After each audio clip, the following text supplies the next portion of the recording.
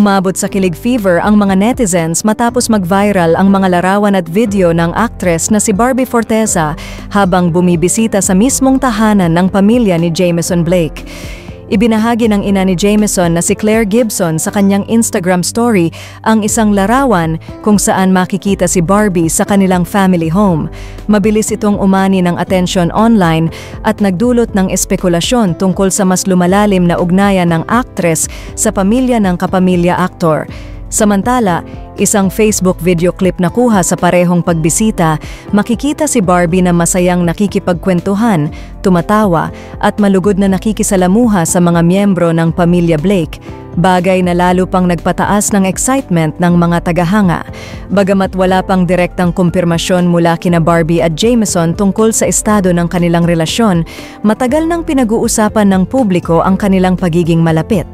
Ang simpleng pagbisita ni Barbie sa isang personal at intimate na family setting ay tila nagbigay ng mas matibay na pahiwatig na komportable siya, hindi lang kay Jameson kundi maging sa kanyang pamilya.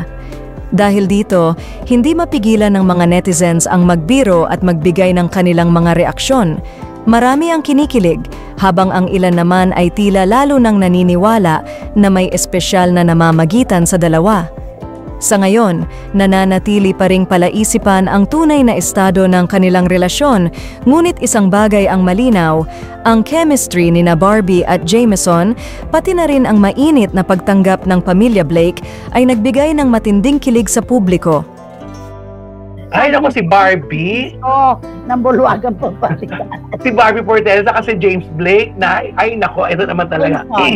Oo. Akala natin ito marami nag-iisip na parang ano ba ito? Parang napaka-showy naman nila. May pupuntahan ba ito? Pakitang tao lang to. Pero napapadalas na ito eh. Hindi na lang ito yung biglang nawala, pero ngayon continuous ang pagpo-post. Ipinakilala na ni Jameson Blake si Barbie sa lola niya. Pero kasama ang daddy niya. Kasama. Oo, diba? Kaya sabi ng iba, ikaw, Jack Roberto, ni hindi mo nga naipakilala si Barbie sa pamilya mo. Mga ganon. Oo. At saka hindi sila nagtatago. Ginagawa nila ang bagay na ito in public, pero hindi sila nagtatago. Diba? Totoo. Kaya kung ano kaya ang ang pag-amin na lang ito ang inaantay natin. Pero aamin pa ba si Lesa? Nakikita na nga natin ang ka-holding us kung saan-saan. Pwede na totoo yan. Alam mo, malakas ang kutob ko sila na. Pwede. Ako, bet ko rin yan si James Blake.